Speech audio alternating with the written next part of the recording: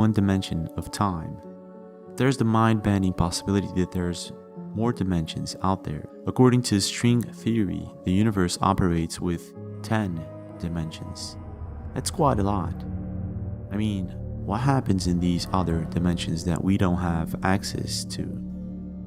The thing is, it could explain the existence of ghosts, spirits, and other types of phenomena that we can't explain.